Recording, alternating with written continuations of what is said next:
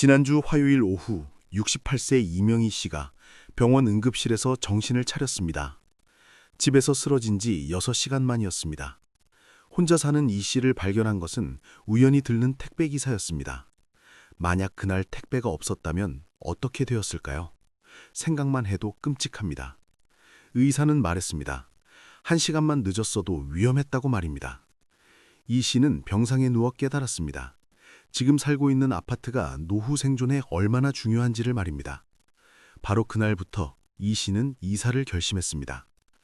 많은 시니어분들이 아파트를 고를 때 가격과 평수만 봅니다.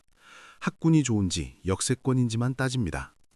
하지만 노후에 필요한 조건은 완전히 다릅니다. 젊을 때는 중요하지 않았던 것들이 생존과 직결됩니다.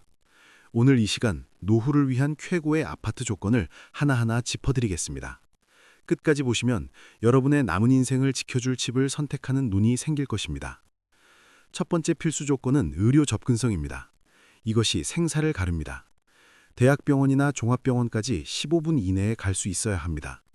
도보나 대중교통으로 말입니다. 응급 상황에서 10분이 골든타임입니다. 병원이 가깝고 먼 것이 생명을 좌우합니다. 70세의 박정숙 씨가 이것을 뼈저리게 느꼈습니다. 박 씨는 경기도 외곽 아파트에 살았습니다. 조용하고 공기 좋은 곳이었습니다. 집값도 저렴했습니다. 하지만 가장 가까운 병원이 차로 40분 거리였습니다. 평소에는 괜찮았습니다. 그러던 어느 날 새벽, 박 씨가 심한 가슴 통증을 느꼈습니다. 심근경색 증상이었습니다. 급히 구급차를 불렀습니다. 하지만 구급차가 오는데도 시간이 걸렸습니다. 외곽 지역이라 구급차 배치가 적었습니다.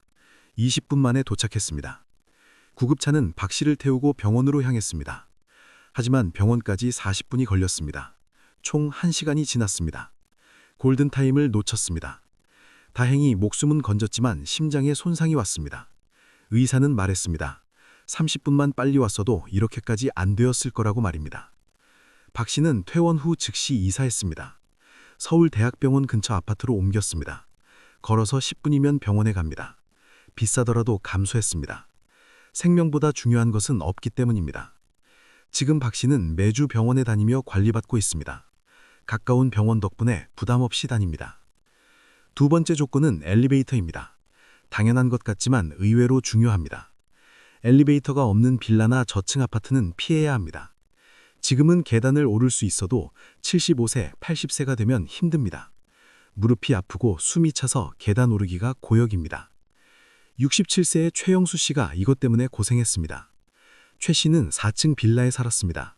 엘리베이터가 없었습니다. 젊을 때는 문제 없었습니다. 계단 정도는 거뜬했습니다. 하지만 70이 되니 달라졌습니다. 무릎 관절염이 왔습니다. 계단 오르는 것이 고통이었습니다. 한 계단 한 계단 오를 때마다 무릎이 욱신거렸습니다. 장을 보고 올라오는 것은 더 힘들었습니다. 무거운 짐을 들고 4층까지 오르면 숨이 턱까지 찼습니다. 심장이 터질 것 같았습니다. 결국 최 씨는 외출을 줄였습니다. 밖에 나가기가 두려웠습니다. 돌아와서 계단 오르는 것이 싫었습니다. 집에만 있으니 우울해졌습니다. 건강도 더 나빠졌습니다. 악순환이었습니다. 최 씨는 깨달았습니다.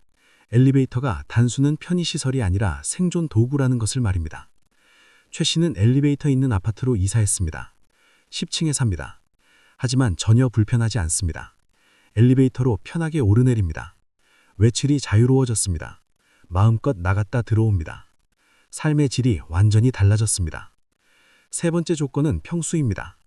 많은 분들이 오해합니다. 넓을수록 좋다고 생각합니다. 하지만 노후에는 오히려 작은 집이 좋습니다. 20평대가 이상적입니다. 30평이 넘으면 관리가 힘듭니다. 청소하기도 힘들고 난방비도 많이 나갑니다. 72세의 한명희 씨가 이것을 깨달았습니다. 한 씨는 40평 아파트에 살았습니다. 자녀들이 있을 때는 필요했습니다. 하지만 자녀들이 모두 독립한 후 부부만 남았습니다. 넓은 집이 부담이 되었습니다. 청소하는데 하루가 걸렸습니다. 나이가 들어 체력이 떨어지니 청소가 고역이었습니다. 겨울에 난방비가 한 달에 40만 원이 넘었습니다.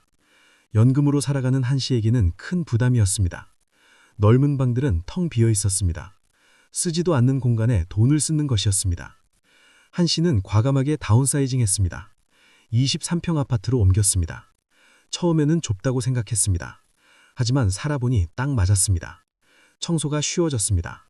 1시간이면 집 전체를 깨끗이 할 수 있습니다. 난방비가 절반으로 줄었습니다. 무엇보다 관리가 편했습니다. 모든 것이 손 닿는 곳에 있습니다. 동선이 짧아 이동하기 편합니다. 한 씨는 말합니다. 노후에는 작고 아담한 집이 최고라고 말입니다. 넓은 집에 대한 미련을 버리라고 조언합니다. 네 번째 조건은 층수입니다. 너무 높지도 낮지도 않은 중층이 좋습니다. 5층에서 10층 사이가 이상적입니다. 1층은 습기가 차고 벌레가 많습니다. 프라이버시도 없습니다. 20층 이상 고층은 피해야 합니다. 68세의 김철수 씨가 고층의 문제를 겪었습니다. 김 씨는 25층에 살았습니다. 전망이 좋았습니다. 하지만 문제가 있었습니다. 엘리베이터가 고장나면 난감했습니다. 한 번은 엘리베이터가 이틀 동안 멈췄습니다.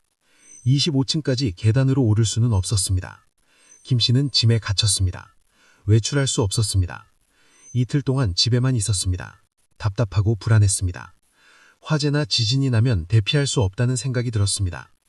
25층에서 계단으로 내려가는 것은 불가능했습니다. 김 씨는 8층으로 이사했습니다.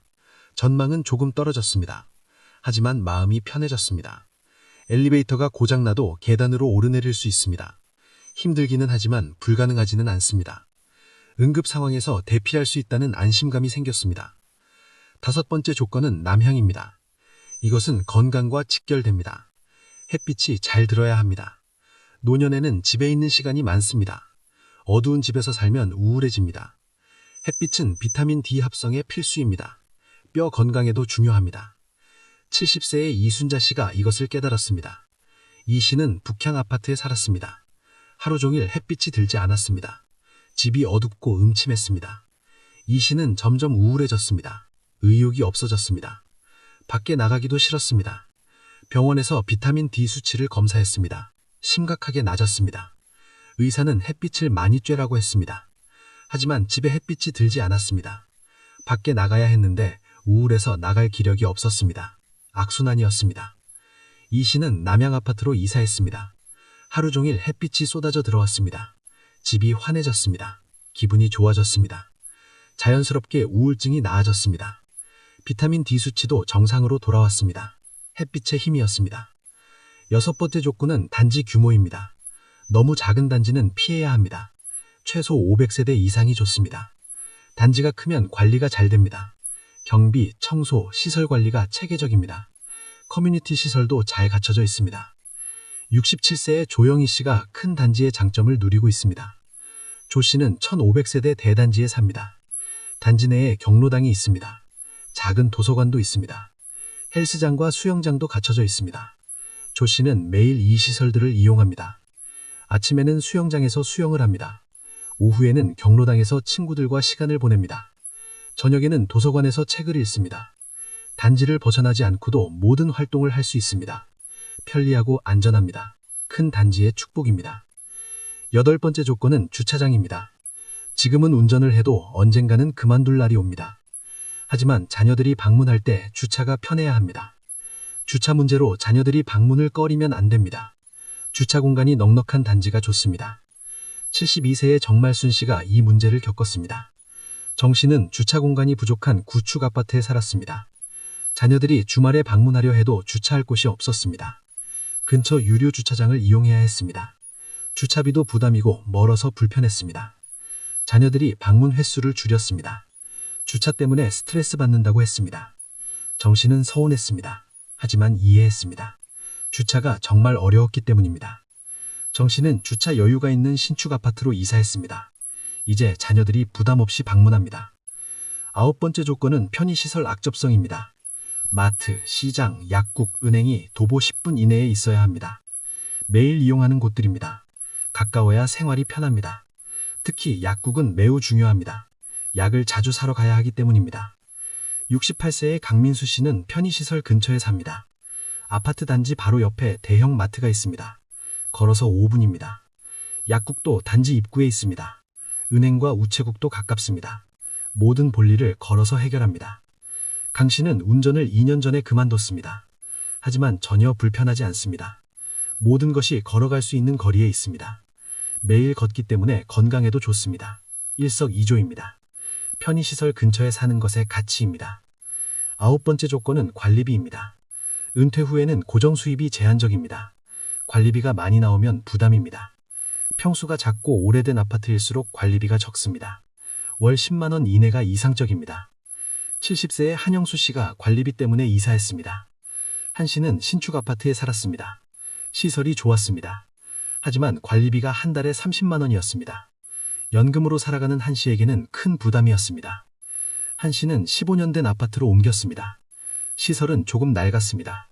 하지만 관리비가 10만 원이었습니다. 3분의 1로 줄었습니다. 한 달에 20만 원을 아낄 수 있었습니다. 1년이면 240만 원입니다. 적지 않은 돈입니다. 10번째 조건은 커뮤니티입니다. 단지 내에 경로당이나 주민 모임이 활발한 곳이 좋습니다.